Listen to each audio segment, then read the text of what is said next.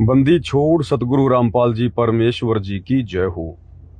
सत्साई भाई और बहनों, बहुत बड़ी दया पूज्य गुरुदेव भगवान की, सतगुरु रामपाल जी परमेश्वर जी की, जिनके शुभ आशीर्वाद से, विशेष आशीर्वाद से आप और हम सभी सत्सेवक भाई बहन साध संगति से जुड़े हुए हैं। साध संगति से जुड़कर ज्ञान को आधार बनाकर हर प्रकार से मर्यादाओं में रहते हुए, संघर्ष करते हुए परमपिता परमेश्वर जी के साथ उनके शौद स्वरूपी विमान में बैठकर वापस अपने घर शतलोक जाने की तैयारी में लगे हुए हैं। उसके लिए भाई और बहनों, जो सबसे आवश्यक चीज है वो गुरुदेव भगवान ने बताई, मर्यादा। मर्यादा टूटी तो भगत की किस्मत फूटी।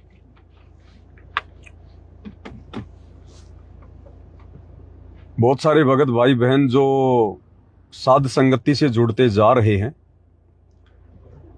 क्योंकि गुरुदेव के आशीर्वाद से अब सत्सेवक भाई बहन कई हजारों की संख्या में, लाखों की संख्या में हो चुके हैं।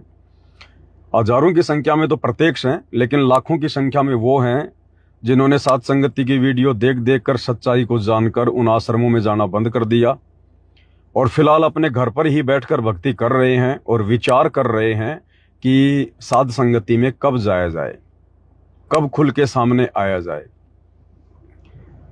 तो देखो भाई और बहनों, खुल के सामने आने की, साध संगति में आने की कोई आवश्यकता नहीं है। खुल के सामने आने का मतलब अब कहीं फिजिकली तो साध संगतियां होती नहीं है कि भाई पहले की तरह हम 1000 भगत इकट्ठे हो रहे हैं, 2000 भगत इकट्ठे हो रहे हैं, 500 भगत इकट्ठे हो रहे हैं। अब वो दौर तो देखो भाई और बहनों जा चुका है, वो दौर तो फिर से नहीं आएगा। उस दौर में जिन जिन आत्माओं ने लाभ उठा लिया, अब वो तो उनकी किस्मत।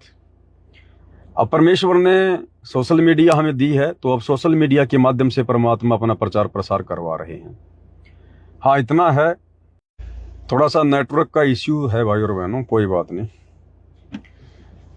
तो अब इतना है, अगर आपको साध संगति की बातें समझ में आ गई हैं, परमात्मा दया कर रहे हैं, क्योंकि सत्य से जुड़ने की प्रेरणा परमात्मा ही कर सकते हैं और कोई नहीं करता। तो आप जी साध संगति की वीडियो देखकर खुद भी ज्ञान को आधार बनाएं, अपनी मर्यादाओं को टूटने से बचाएं और जितना हो सके इन वीडियो को अन्य भगत भाई बहनों को जगाने के लिए आप जी सोशल मीडिया पर शेयर करें। अब यही साध संगति से जुड़ना है। और बाकी देखो, आने वाले समय में तो भाई और बहनों सत्य के साथ पूरी दुनिया जुड़ेगी। सत्य मतलब साध संगति नहीं, सत्य मतलब सतगुरु रामपाल जी, सतगुरु रामपाल जी का मिशन। सतगुरुदेव भगवान जैसा चाहते हैं हमें भक्ति मार्ग पर चलाना, आगे बढ़ाना, उस हिसाब से चलना, उसको कहते हैं साध संगति। साध यानी देखो, प्रथम साध यहां परमात्मा होते हैं। प्रथम साधु की भूमिका, प्रथम संत की भूमिका यहां पर परमात्मा स्वयं निभाते हैं गुरु रूप में।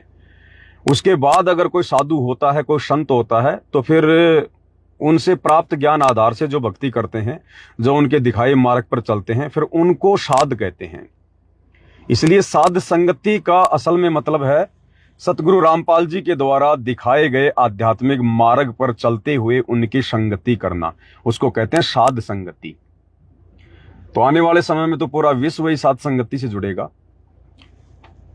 तो आप जी परमात्मा का प्रचार प्रसार कीजिए, बहुत अच्छी बात है। इसके अलावा कुछ एक दो बातें थी जो भगत भाई बहनों ने दास को मैसेज भी किए, कुछ भाई बहनों ने मुझसे बातें भी की, कुछ उनके मन में शंका थी, उन्होंने जाहिर की, तो सोचा कि लाइव आकर ही बता दिया जाए। शंका एक की नहीं, हो सकता है हजारों की हो, तो सब तक संदेशा पहुंच जाए। तो भगत भाई बहन जो फिलहाल साध संगतियों से जुड़ रहे हैं, वीडियो देख रहे हैं, उन फर्जी सतलोक आश्रमों में जाना बंद कर रहे हैं, अपनी मर्यादाओं की जो है त्रुटियों के लिए गुरुदेव भगवान से क्षमा याचना कर रहे हैं, तो उनकी शंका ये है, देखो वैसे अगर ज्ञान अगर पूरा समझ में आ जाता, साध संगतियों के काफी वीडियो देखे होते, तो वो शंका भी समाप्त हो जाती। फिर भी चलो कोई बात नहीं, हमारे भाई बहन हैं और हमारा फर्ज बनता है उनके हर सवालों का जवाब देना जो जायज हैं। तो उनका कहना यह है कि भगत जी हम गुरुदेव भगवान के सत्संग सुन रहे थे और ज्ञान हमें बहुत अच्छा लगा और अब तो जुड़ना ही पड़ेगा उनको, और कोई ऑप्शन भी नहीं दिखाई दे रहा कहीं पर। फिर हमारे पास में उन्हीं के आशीर्वाद से आपके वीडियो आने लगे। परमपिता परमात्मा आपकी वीडियो देखकर मालिक कुछ बातें हमारे को समझ में आई। एक फोन आ रहा है भाई और बहनों, देख लेते हैं किसका। भरण पोषण करने वाले। हाँ, सच्चाई भगत जी। सत्साई बहन जी, सत्साई। सच्चाई भगत जी। जी बोलिए। भगत जी, उस दिन फोन आया था और लेट हो गया उठाने में, उठाए फिर किए तो फोन नहीं फिर उठा। नहीं, वो तो आपका पार्सल भेज रहे थे। पार्सल भेजने से पहले हम लोग फोन करते हैं ताकि आप अपना मोबाइल चालू रखो। नहीं भगत जी, चालू है, चालू है। हाँ, तो आप लोगों के जो पूजा की सामग्री थी, जो सामान मंगवाया था, हाँ, वो हमने परसों कुछ पार्सल निकाले हैं जो बचे हुए थे। 12 तारीख को फोन आया था भगत जी। हाँ ठीक है, वो सही है। अच्छा। तो थोड़ा मोबाइल वगैरह ऑन रखना, कोई अगर पोस्टमैन का फोन आए तो रिसीव कर लेना, नहीं तो फिर वापस भेज देते हैं वो। नहीं भगत जी, चालू है, बराबर चालू रहता है। ठीक है बहन जी। ठीक है भगत जी। तो उन्होंने कहा कि भगत जी, वीडियो देखकर हमारी बहुत सारी बातें समझ में आ गई हैं। अब हमारे मन में शंका ये है कि हम इन सतलोक आश्रमों में जाकर या इनके द्वारा जो जगह जगह नाम दीक्षा केंद्र खोले हुए हैं, हम वहां जाकर नाम दीक्षा ले सकते हैं क्या? मुख्य शंका क्या है कि गुरुजी का ज्ञान समझ में आ गया, भक्ति हम करना चाहते हैं, लेकिन आपके वीडियो देखने के बाद हमें बरवाला कांड की सच्चाई भी समझ में आ गई। ये आश्रम क्यों खोले हैं, किसने खोले हैं, किस लिए खोले हैं, ये भी हमें सच्चाई समझ में आ गई। तो अब हम उन आश्रमों में जाकर, उन नाम दीक्षा केंद्रों पर जाकर दीक्षा ले सकते हैं क्या? भाई और बहनों, इस सवाल का जवाब आप लोगों ने दो प्रकार से समझना पड़ेगा, दो प्रकार से। सबसे पहला ये कि अगर आप लोगों को ज्ञान ही अच्छे से समझ में आ गया होता गुरुदेव के सत्संग सुनकर, ठीक है, ज्ञान सुनने में थोड़ा समय लगता है, समझने में थोड़ा समय लगता है, ये कोई 2 4 5 महीने का कोई कोर्स नहीं है कि आप सुन लोगे तो आपकी सारी बातें समझ में आ जाएंगी। शुरू में तो हमें जो बेसिक ज्ञान है गुरुदेव का वो समझ में आएगा, फिर कुछ कुछ हमारी कॉमन सेंस काम करेगी, फिर कुछ परमात्मा भी विशेष रजा करते हैं कुछ संदर्भों को समझाने की, तो इसमें थोड़ा समय लगता है। तो अगर आप भाई बहनों को अच्छे से अगर गुरुदेव के सत्संग समझ में आ गए होते तो आप लोग फिर मुझसे इस प्रकार के सवाल ना करते कि भगत जी, क्या हम वहां जाकर दीक्षा ले सकते हैं क्या? क्योंकि साध संगति सतगुरु रामपाल जी परमेश्वर जी का रियल आश्रम है, उनका रियल नाम दीक्षा केंद्र है। नाम दीक्षा केंद्र क्या होता है? भक्तों को भगवान से जोड़ने का केंद्र। तो साध संगति वर्तमान में एक रियल दीक्षा केंद्र है, यानी सतगुरु रामपाल जी भगवान से ज्ञान आधार से जोड़ने का सेंटर है, केंद्र है। ये नहीं है कि आपने नाम ले लिया तो ही आप गुरु जी से आप जी जुड़े माने जाएंगे, नहीं। ये सामान्य साधु संत महात्मा शंकराचार्य नहीं है, ये पूर्ण परमात्मा है, पूर्ण परमेश्वर है, सत्य पुरुष है।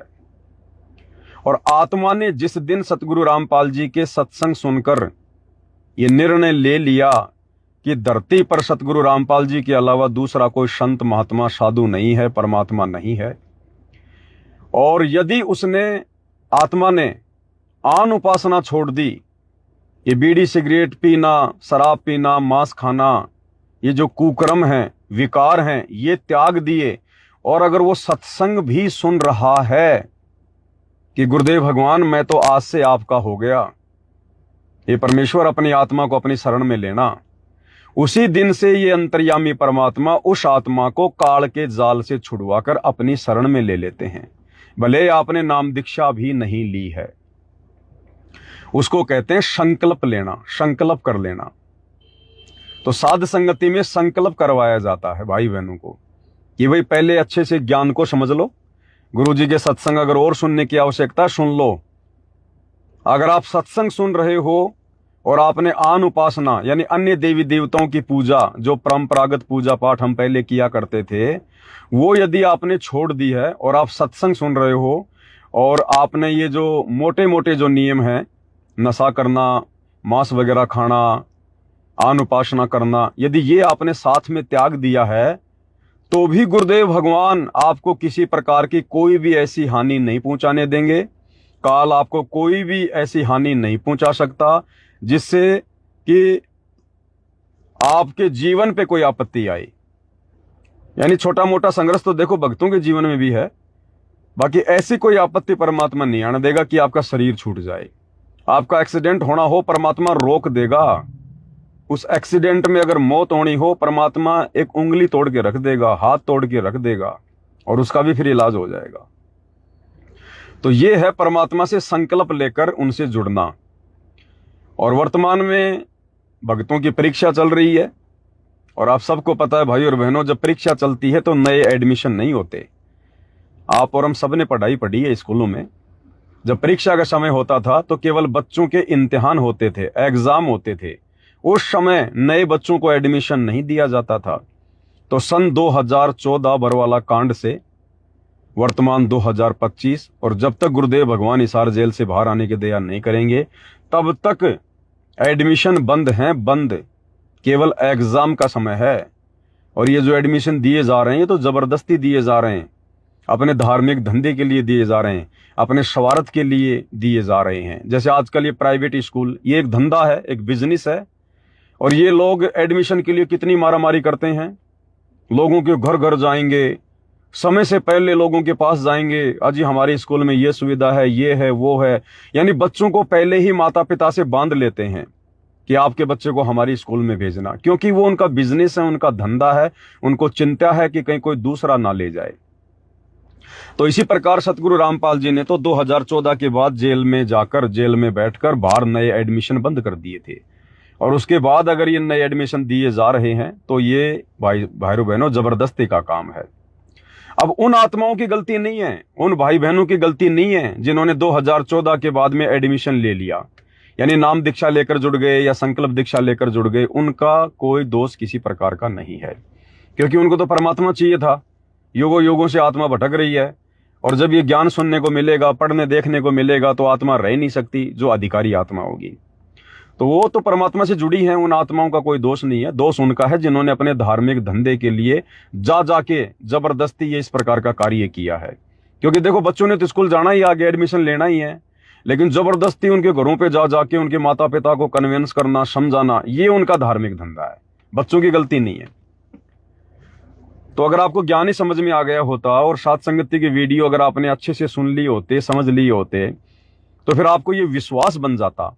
और विश्वास के बिना फिर आगे ना नाम चलता ना भक्ति चलती। कहे कबीर सुनो बेशादो मैं तो हूं विश्वास में। फिर आपको विश्वास हो जाता कि भाई ये भगवान का मार्ग है, सच्चा मार्ग है, परमात्मा धरती पर है, उन्हें सब कुछ पता है कि हमारी मनसा क्या है, हमारी नीयत क्या है। हम तो भगवान के लिए जुड़ना चाहते हैं, और वर्तमान में गुरुदेव जेल में हैं, तो हम कहाँ जाएं? हमें क्या पता कि नाम दीक्षा के अंदर उनके आदेश से हैं या नहीं है। हम क्यों विश्वास करें किसी जीव के ऊपर? और भगवान है तो जेल से बाहर भी आएगा, ये थोड़ी ना कि जेल में बैठने आया है। तो जब इतना विश्वास हो जाता तो फिर वर्तमान में उनकी गैर हाजिरी में सबसे पहले तो आप बरवाला कांड की घटना को जानने का प्रयास करते।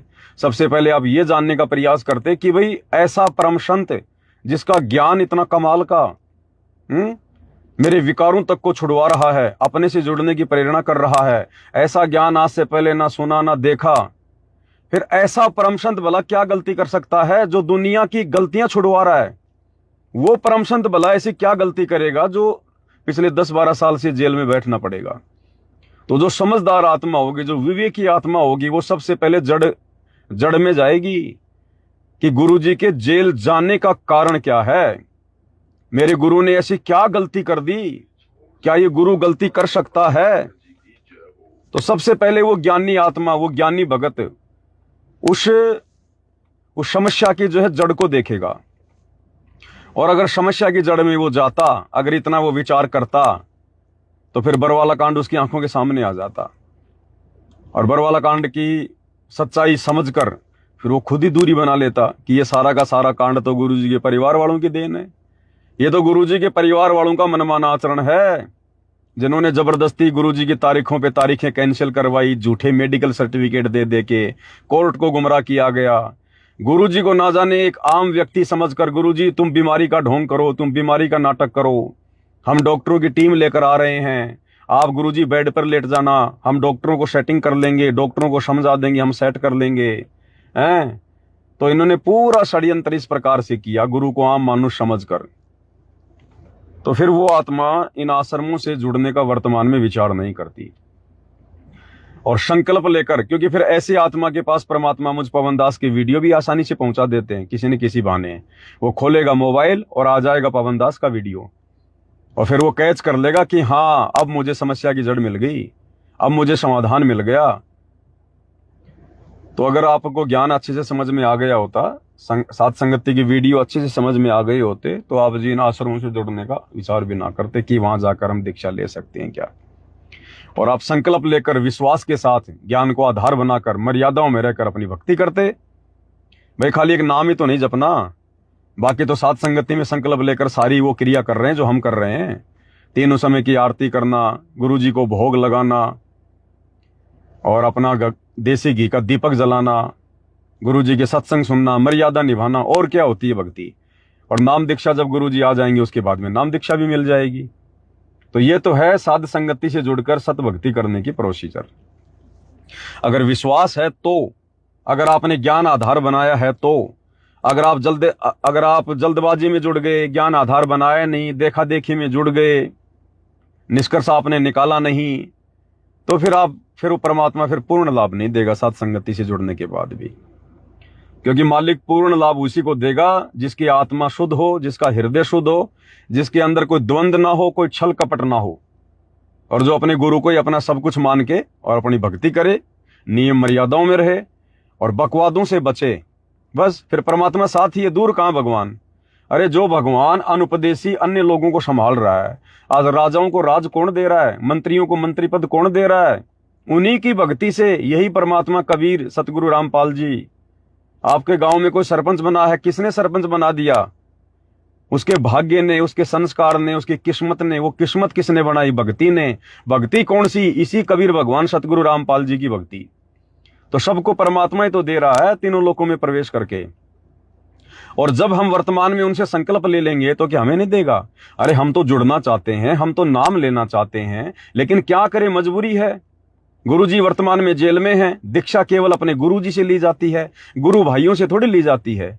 अब कई कह देते हैं कि वो तो डीवीडी से दी जाती है, तो डीवीडी अपने आप चल जाती है क्या उसके सामने बैठते ही? डीवीडी का कान कौन मरोड़ रहा है? डीवीडी का बटन कौन दबा रहा है? तो निमित्त कौन हो गया? वो भगत हो गया।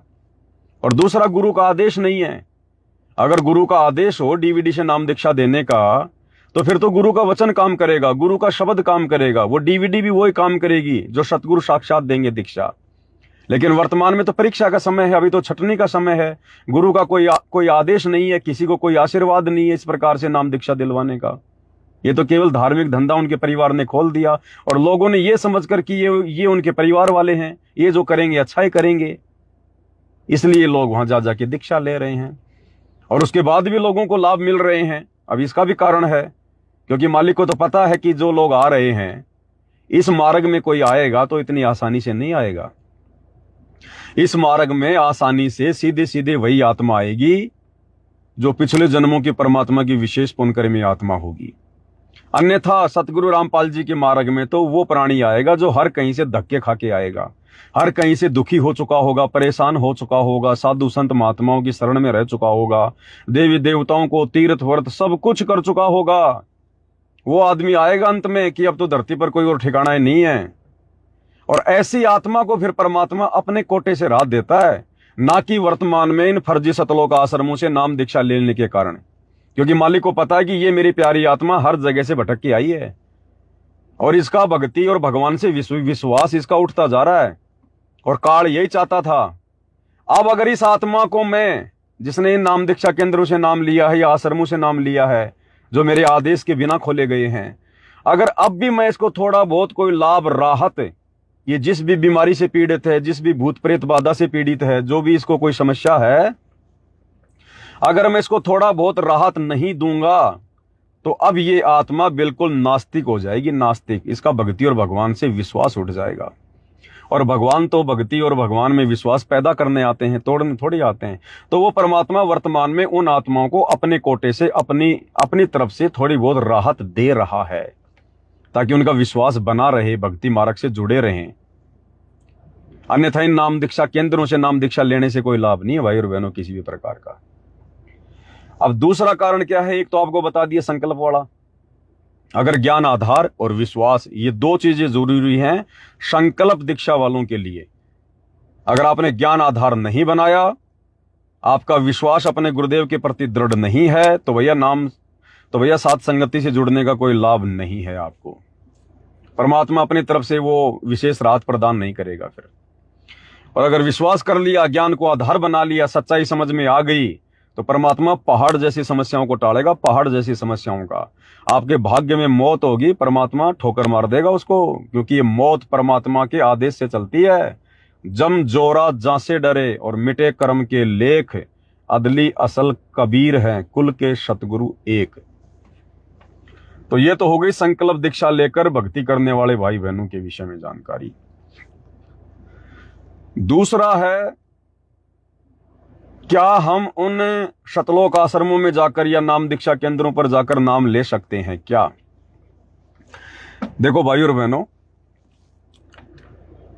ये जो प्रथम नाम है जो गुरुदेव भगवान हम सबको देते हैं, 7 मंत्र, प्रथम नाम दीक्षा केंद्र कोई मुक्ति का केंद्र नहीं है, कोई मोक्ष का जो है कोई वो नहीं है, कोई मंत्र नहीं है।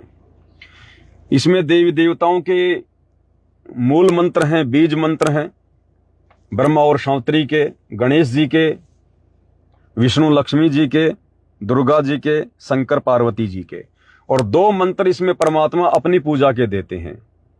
एक तो परमात्मा शतलोक में जो बैठे हुए हैं, एक तो वो मंत्र है परमेश्वर की पूजा का, और दूसरा परमात्मा सतगुरु रूप में जो त्रिकुटी पर बैठे हैं, एक वो मंत्र है।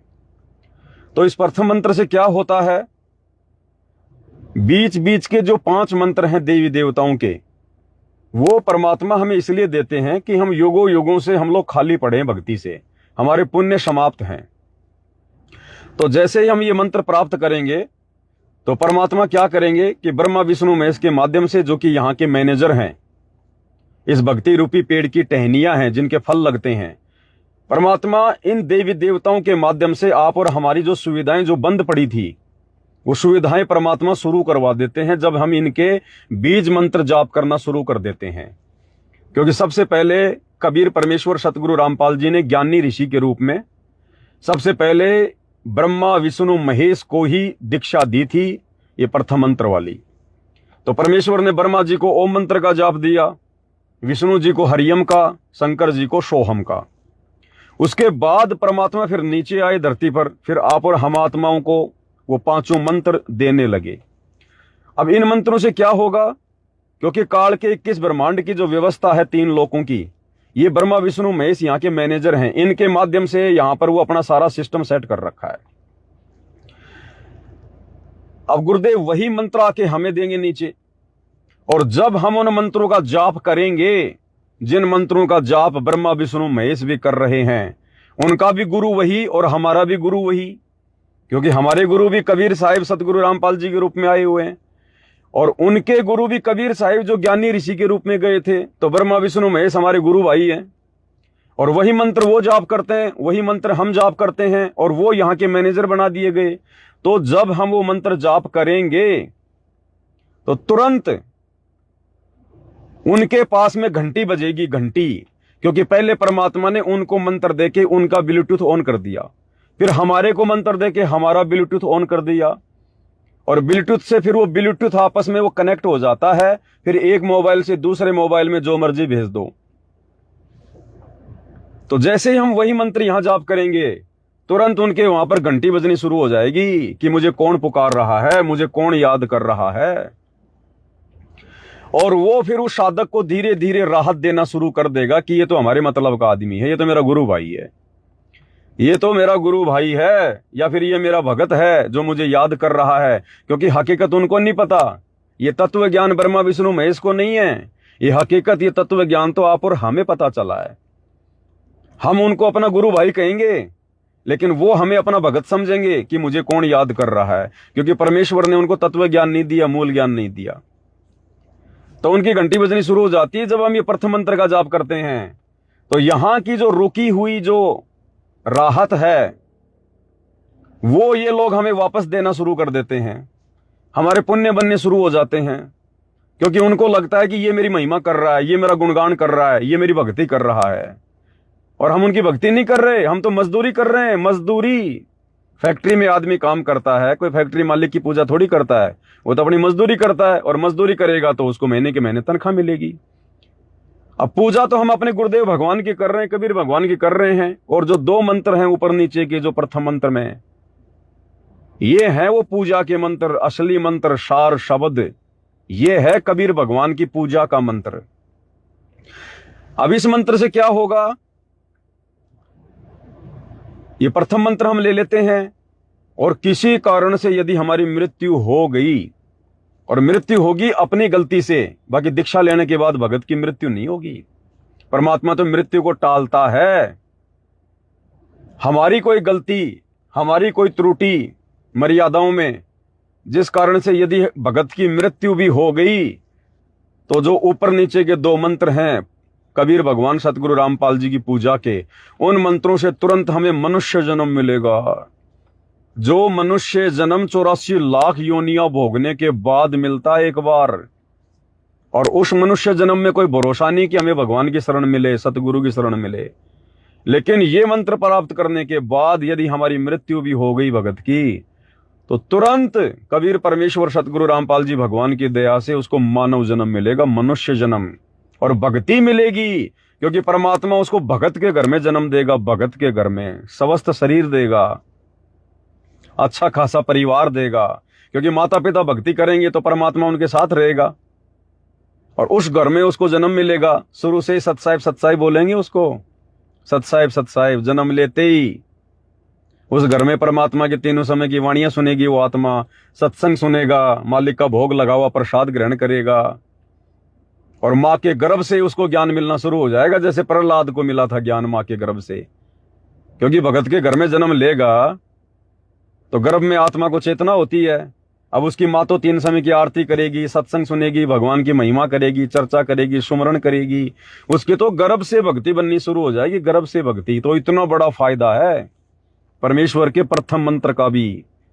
और गुरुदेव भगवान कहते हैं कि मान लीजिए तुमने ये मंत्र ले लिया, मेरे से ये मंत्र तुमने सुन लिया या डीवीडी से सुन लिया, और सुनने के तुरंत बाद भी तुम्हारी मृत्यु हो जाती है, तुम एक भी मंत्र का जाप नहीं कर पाए, मान लो, खाली मेरे से सुना दीक्षा लेते समय, और दीक्षा लेते तुरंत तुम्हारी मृत्यु भी अगर हो गई, तो भी तुम्हें मनुष्य जन्म ही मिलेगा, और भगत के घर में ही मिलेगा। इतना बड़ा रहम परमात्मा आप और हमारे ऊपर कलयुग की पिछली पीढ़ी में कर रहे हैं। तो ये है इस प्रथम मंत्र की महिमा।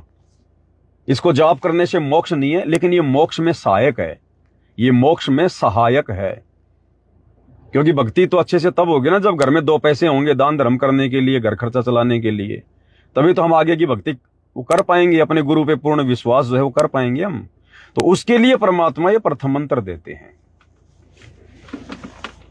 अब रही बात आपका सवाल, क्या हम इन नाम दीक्षा केंद्रों से प्रथम मंत्र ले सकते हैं? तो देखो भाई और बहनों, प्रथम मंत्र आप जी ले सकते हो, दास ने मना कभी नहीं किया। आप मेरे पहले की वीडियो भी उठा के देख लेना, मेरा मना करने का क्या रीजन था, वो जब आप पूरा वीडियो देखते हैं तब आपके समझ में आता है। बहुत सारे भाई बहन 10 मिनट का, 15-20 मिनट का वीडियो देख लेते हैं, और उनको लगता है कि ये बात हमारे अनुकूल है, ये पवन दास को बदनाम करने के लिए उसकी वो करके कटिंग, और फिर लोगों को भ्रमित करना शुरू कर देते हैं। देखो, ज्ञानी आत्मा के लिए तो मैंने बता दिया कि संकल्प दीक्षा ही काफी है। अगर विश्वास है तो वही काम करेगी, वो वही काम करेगी। और बाकी जिसके मन में शंका है क्या हम दीक्षा ले सकते हैं, तो भाई देखो ऐसा है, प्रथम मंत्र की दीक्षा अगर आप लेना चाहें, वर्तमान में गुरुदेव की गैर हाजिरी में उनके हिसार जेल में रहते सहते, तो प्रथम मंत्र की दीक्षा आप जी ले सकते हैं, कोई दिक्कत नहीं है। परम पिता परमात्मा सारी सरस्वती के हेलो सत्साई भगत जी। सत्साई मेरे को आधा घंटा लगेगा, आधे घंटे में पहुंच रहा हूं मैं। ठीक सर, ओके।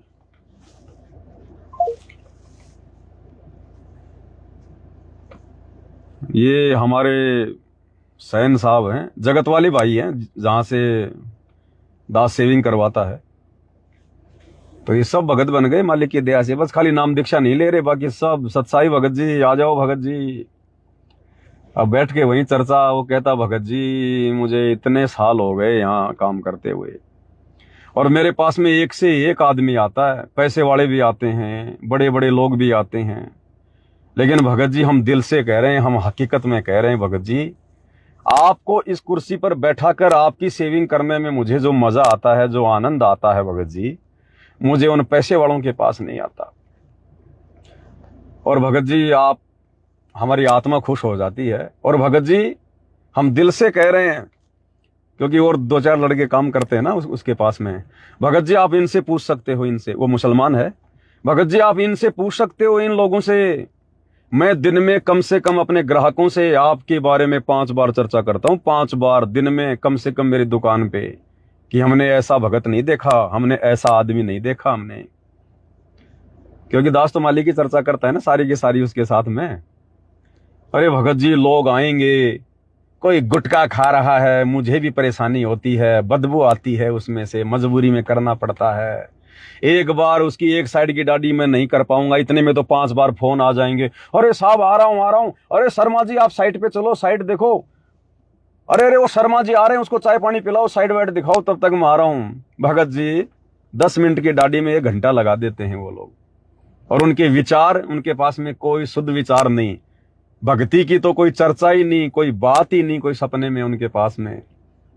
और आप जब आते हो भगत जी, और जब मैं जाता हूं ना, वो बाकी ग्राहकों को नहीं बुलाता, गेट ही बंद कर देता है कि भगत जी आपकी दाढ़ी, अब मेरी दाढ़ी स्पेशल करता हो बड़े प्यार प्रेम से। पैसा केवल उतना ही लेता है जितना लोगों से लेता है, लेकिन जब मेरी दाढ़ी करेगा तो बाकी फालतू में अगर किसी का फोन भी आ गया ना, किसी अगर उसकी स्पेशल ग्राहक का भी, अरे भैया मैं दुकान पे नहीं हूं, तो फिर मैंने उसको समझाया कि देख झूठ मत बोला कर, ये झूठ बोलना भी पाप है, ये तेरे खाते में लिखा जा रहा है।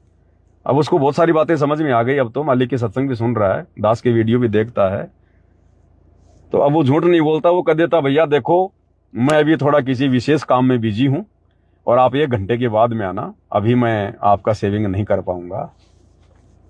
वो प्यार प्रेम से करता है, और मेरे को भी मौका मिल जाता है, मैं भी अपनी चर्चा करता रहता हूं परमात्मा की, भगवान से जोड़ने की। और फिर वो कहता भगत जी आप जो जो बातें बताते हो ना भगत जी, आपके जैसा आपके गुरुजी बताते हैं, फिर आप जो बताते हो भगत जी, सब कुछ वैसा ही हो रहा है। अरे भगत जी दुनिया में पता नहीं क्या चल रहा है, शांति नाम की कोई चीज नहीं है, इंसानियत नाम की कोई चीज नहीं है। अरे भगत जी बस मेरा एक छोटा सा समस्या है, उसके बाद हम भी गुरुजी से जुड़ेंगे। तो उसी का फोन आ रहा है, बोले भगत जी आ जाओ, मैं आ गया दुकान पे, कहीं बाहर था बेचारा, 10-15 किलोमीटर दौड़ के आया है। मैंने कहा कि आराम से कर देना, मैं तो रात को 9 बजे आऊंगा लाइव। उसको पता है कि भगत जी रात को 9 बजे लाइव आते हैं, तो मैं भाई रात को 9 बजे लाइव आऊंगा, अभी टाइम है, आप आराम से कर देना। नहीं बोले भगत जी आपका फोन आ गया तो मुझे आना ही पड़ेगा अब तो। बेचारा 10-12 किलोमीटर से दौड़ के आया। अब दास लाइव आ गया, फिर सोचा अभी बाद में करा लूंगा, अब जाऊंगा उसके पास में। तो कहने का मतलब है आप जी वर्तमान समय में, जबकि गुरुदेव भगवान हिसार जेल में बैठे हैं, आप जी चाहो तो आप जी इन नाम दीक्षा केंद्रों पर जाकर या इन फर्जी सतलोक आश्रमों में जाकर आप जी चाहो तो प्रथम नाम तक की दीक्षा ले सकते हो। प्रथम नाम तक की दीक्षा आप जी ले सकते हो, कोई दिक्कत नहीं है, कोई प्रॉब्लम नहीं है। लेकिन सतनाम लेने से बचना, सतनाम लेने से बचना, क्योंकि सतनाम फिर परमात्मा की मोक्ष वाली भक्ति में आ जाता है। सतनाम और सारनाम, ये 2 मंत्र लेने से अगर बच सको तो भाई और बहनों बचना आप। बाकी ये जो प्रथम नाम की जो दीक्षा है, ये दीक्षा आप जी वर्तमान में सतलोक आश्रमों में जाके या इनके नामदान सेंटरों पर जाकर ले सकते हो। इससे आपको कोई दिक्कत नहीं होगी, कोई आपको नुकसान नहीं होगा, कोई आपको प्रॉब्लम नहीं होगी। लेकिन वो कैसे नहीं होगी उसको थोड़ा ध्यान से सुन लेना। आप साथ संगति की वीडियो भी देख रहे हैं और आपके मन में ये द्वंद आ गया कि भाई उधर से दीक्षा ले या ना लें, और फिर आप कह रहे हो कि भगत जी क्या हम उधर से दीक्षा ले सकते हैं और दीक्षा लेकर फिर हम साथ संगति से जुड़ जाएंगे? तो दीक्षा आप जी चाहो तो ले सकते हो, कोई दिक्कत नहीं है, कोई प्रॉब्लम नहीं है, केवल प्रथम नाम तक की, गुरुजी के हिसार जेल से बाहर आने तक। लेकिन जैसे ही आपने नाम दीक्षा ली, मान लो आज आपने उन सेंटरों पे जाकर प्रथम नाम दीक्षा ले ली, भाई पहली बात तो खाली नाम दीक्षा ही लेनी है, आपने 1 रुपया भी चढ़ावा नहीं चढ़ाना वहां पर। 1 नया रुपया क्या होता है? और उसके बाद जब तक गुरुजी सार जेल से बाहर नहीं आ जाएं, उधर कभी झांक के नहीं देखना, कभी उधर झांक के भी नहीं देखना।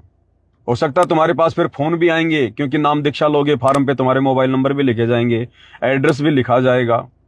फिर तुम्हें फोन करेंगे वो लोग रह रहकर, भगत जी आप आते नहीं आश्रम में, वहां पर हाजिरी लगाने चलना है, गुरुजी का आदेश आ गया है, फलाने आश्रम में वो प्रोग्राम आ रहा है, 3 दिन का पाठ है, 4 दिन का भंडारा है। फिर आपने झांकना भी नहीं है उन आश्रमों में जाकर, और ना ही आपने कोई एक चवन्नी वहां पर दान करनी है, और ना आपने वहां पर कोई चाय नाश्ता या भोजन खाना। ये भी ध्यान रख लेना, वहां पर चाय नाश्ता भोजन कुछ नहीं करना आपने। केवल नाम दीक्षा लेने गए, नाम दीक्षा लेकर चुपचाप आ जाओ। और मेरे बारे में वहां पर जिक्र भी मत कर देना कि हम तो पवनदास भगत जी के वीडियो भी देखते हैं, हमारे को वहीं से जानकारी मिली थी, और पवनदास भगत जी ने कहा कि नाम दीक्षा तो ले आओ।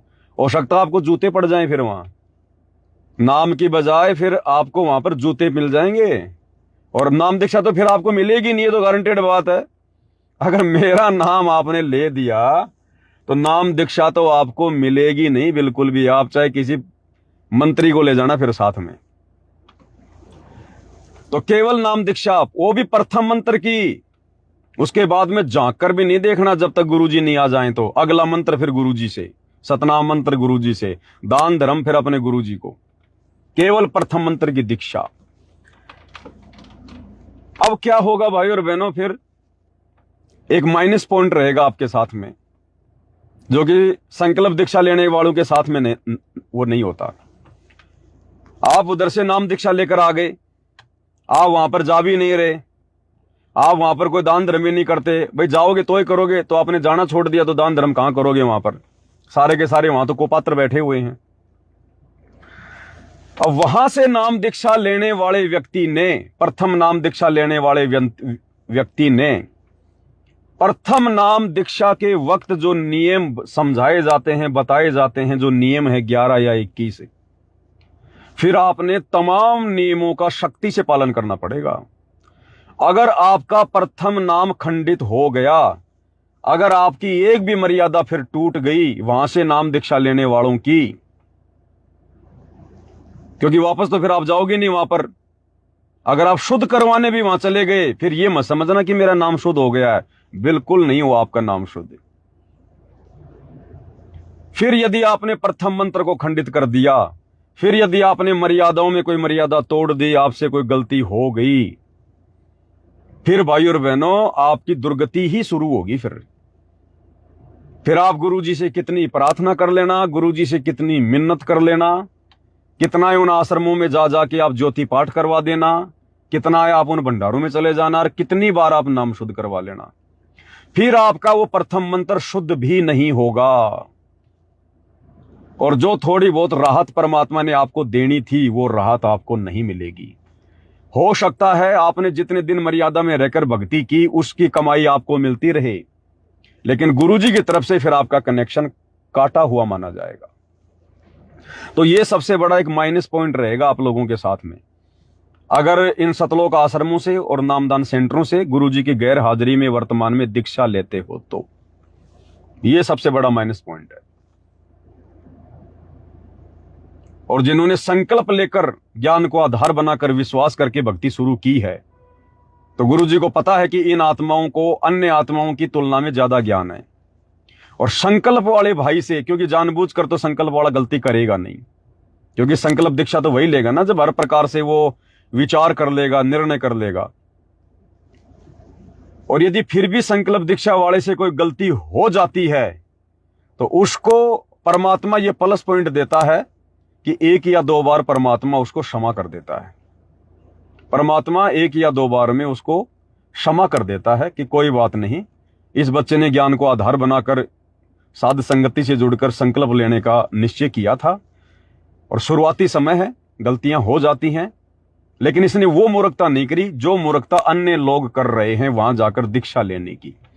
क्योंकि वो लोग पहले बरवाला कांड की जड़ में जा ही नहीं रहे, वो लोग ये विचार ही नहीं कर रहे कि मेरा गुरु जेल में क्यों है, अगर उसने गलती करी है तो फिर मैं क्यों गुरु बनाऊं, और गलती नहीं करी है तो फिर जेल में क्यों है, फिर गलती किसकी है।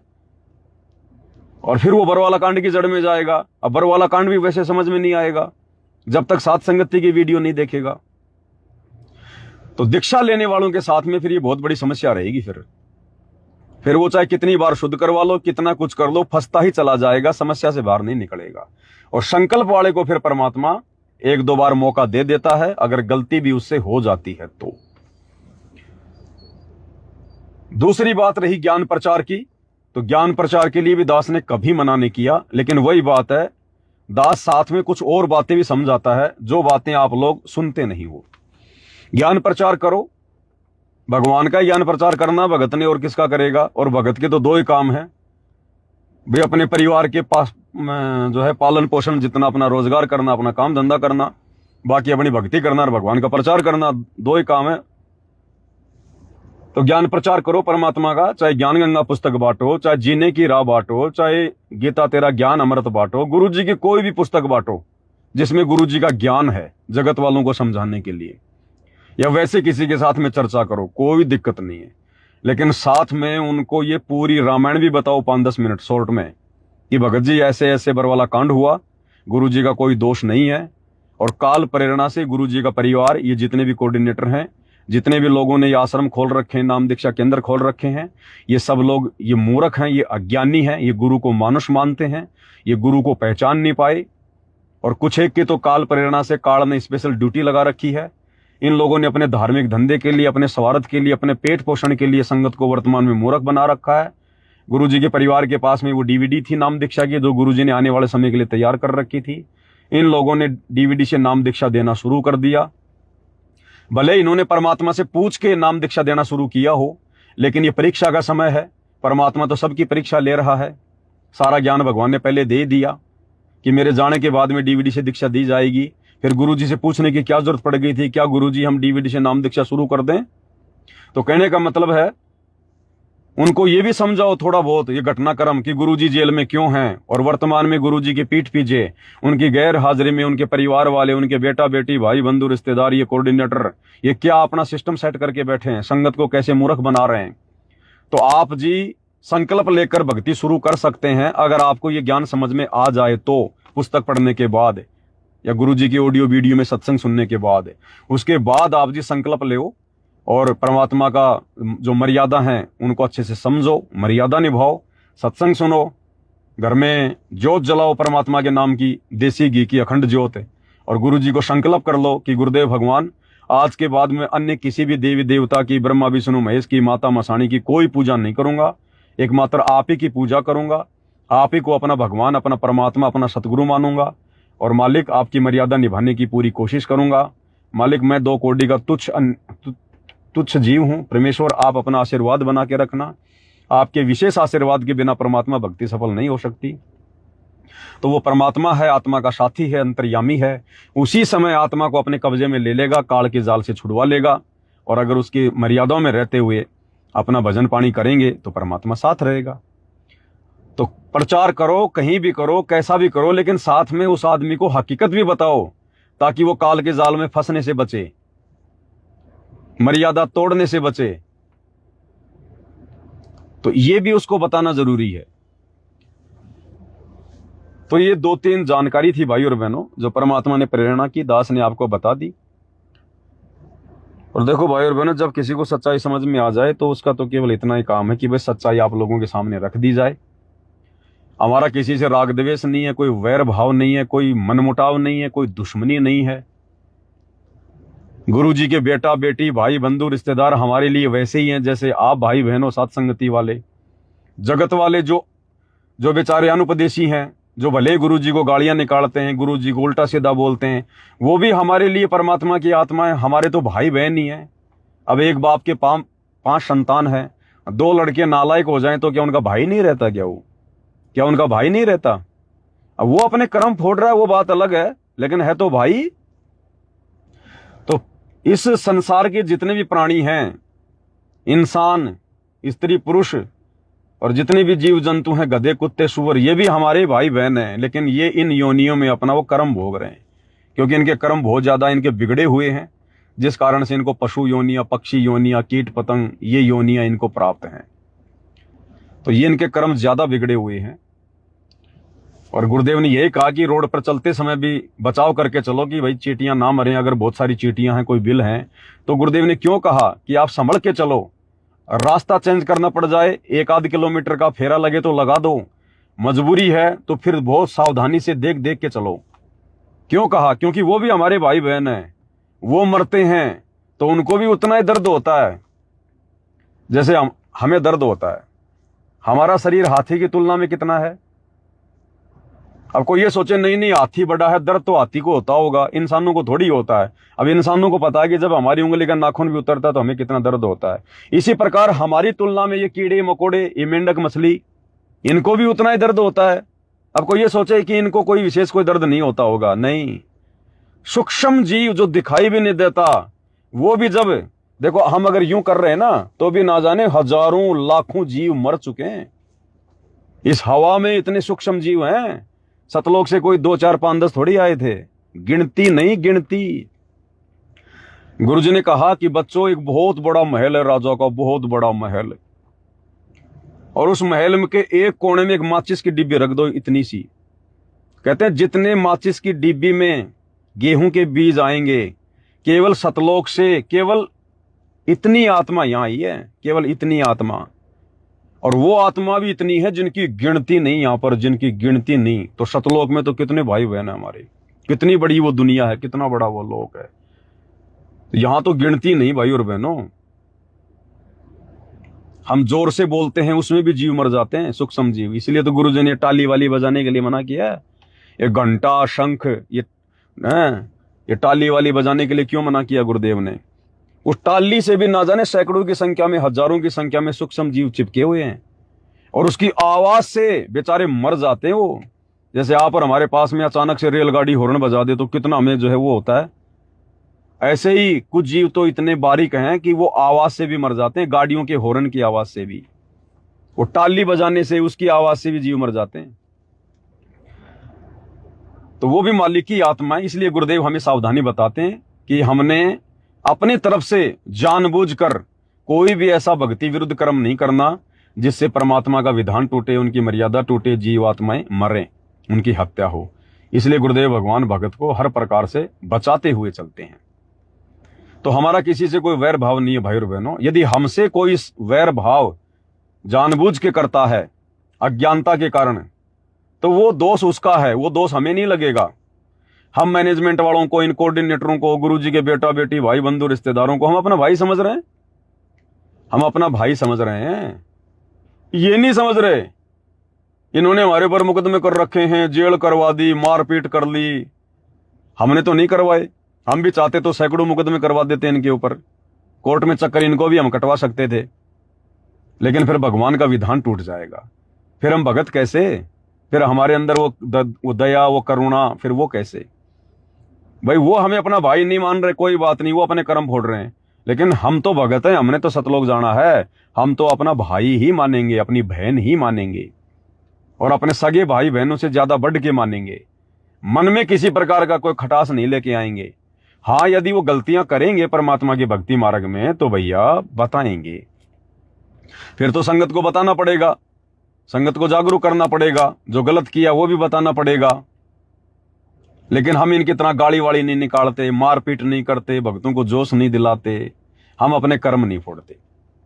बस हमने इसी प्रकार से, क्योंकि हमारा यहाँ ना कोई शत्रु है, ना कोई मित्र है, ना कोई दुश्मन है, सब परमात्मा के बच्चे हैं। जो जैसा कर्म करेगा अपने भोगेगा। हमें यदि इन कर्मों के जाल से बाहर निकलना है तो गुरुजी के जैसे रह के भक्ति करना पड़ेगा। जैसे सब गुरुजी के बच्चे हैं, और गुरुजी के साथ में कितना अन्याय। क्या गुरु ने आज तक किसी के ऊपर मुकदमा किया आज तक किसी के ऊपर मुकदमा नहीं किया। तो भाई और बहनों, ये विचार करो ये बातें।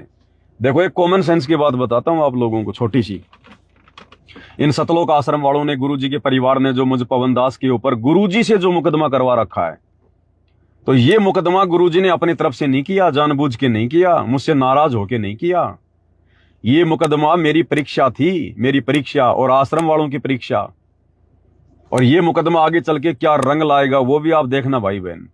ये कोई सामान्य मुकदमा नहीं है, सामान्य मुकदमा नहीं है। गुरुजी 1994 से ज्ञान प्रचार कर रहे हैं, और गुरुजी के साथ में कितनी बदतमीजियां, गुरुजी को गालियां, गुरुजी के साथ में मार पिटाई तक भी लोगों ने की है। सत्संग करने जाते थे, डले मारते थे, पत्थर मारते थे। 2006 में करोथा कांड, 21 महीने गुरुजी को जेल। 2014 में बरवाला कांड, 12 साल से गुरुजी जेल में। क्या गुरुजी ने किसी के खिलाफ एक छोटा सा मुकदमा किया किसी के खिलाफ एक मुकदमा भी? उनके आश्रम तोड़ दिए, उनके आश्रम छीन लिए। गुरुजी चाहते तो सैकड़ों मुकदमे लगवा सकते थे लोगों के।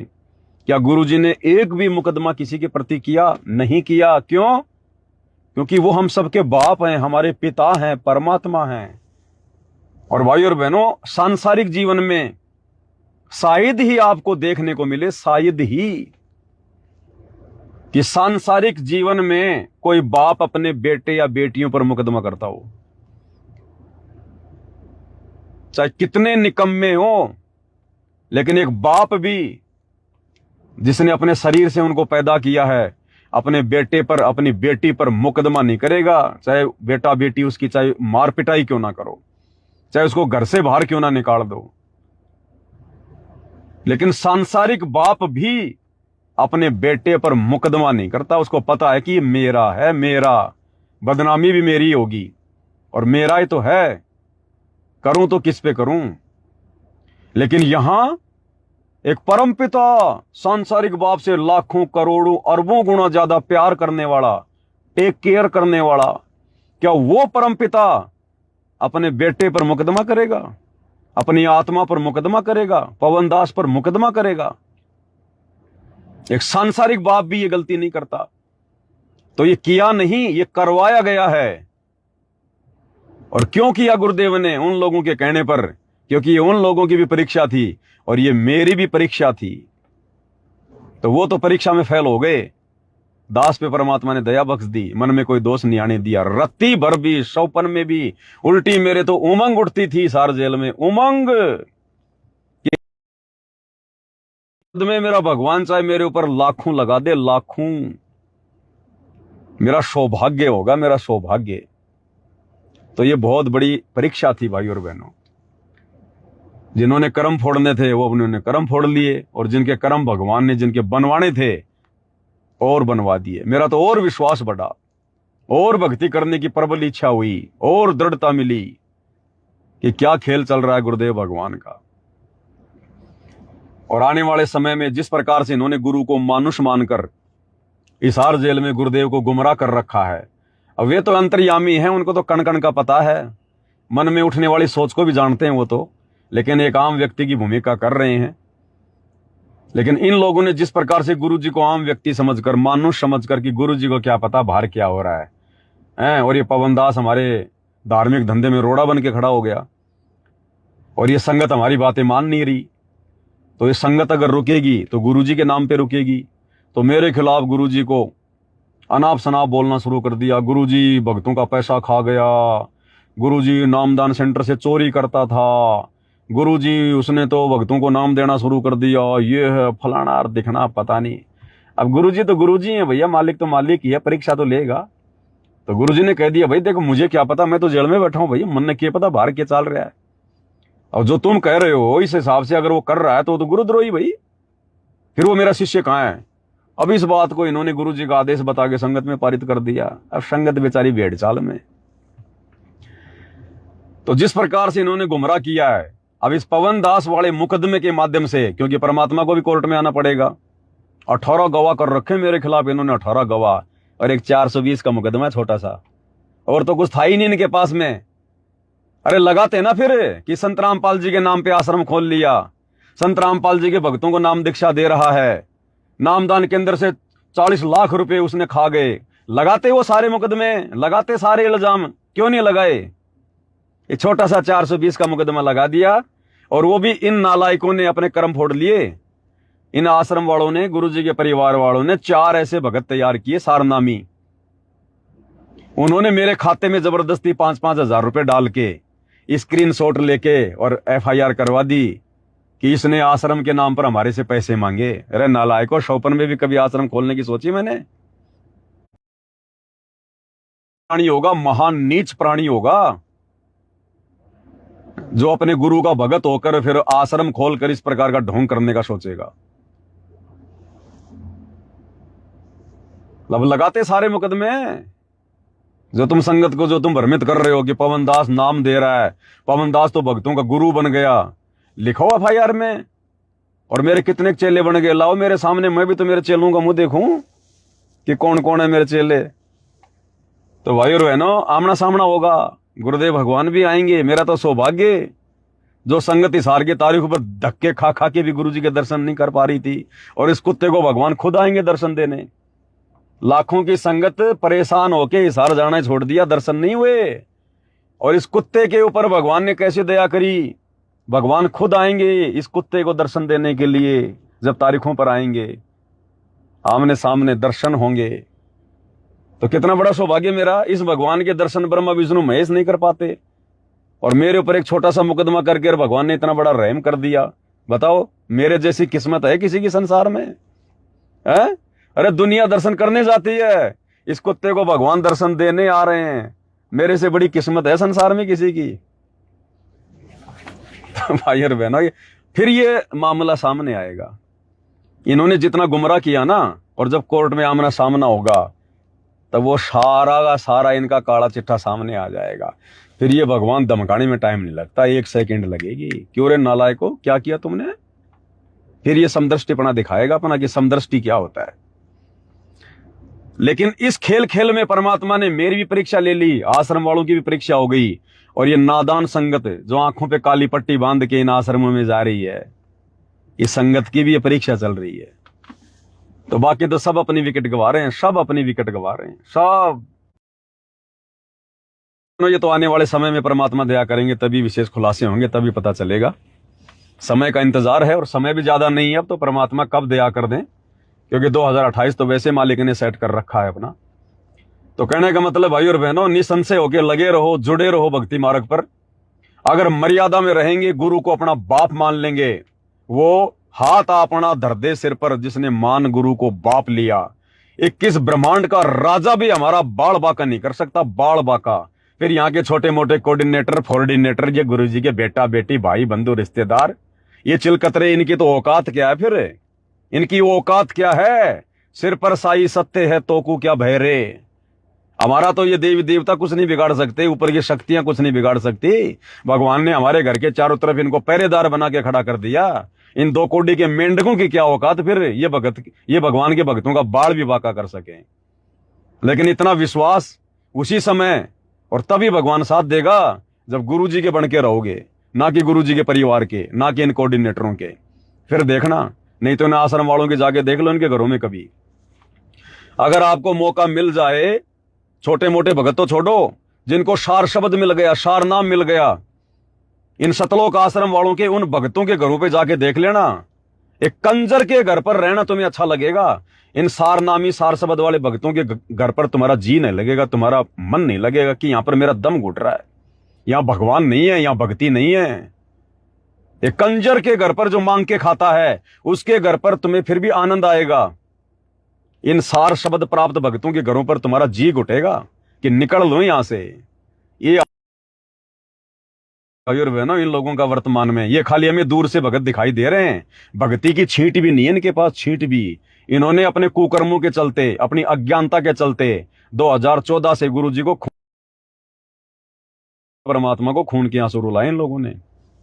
तो भाई और बहनों देखो, बार बार ये डिस्कनेक्ट हो रहा है, कोई नेटवर्क की प्रॉब्लम है। जो संदेशा देना था परमात्मा ने दिलवा दिया।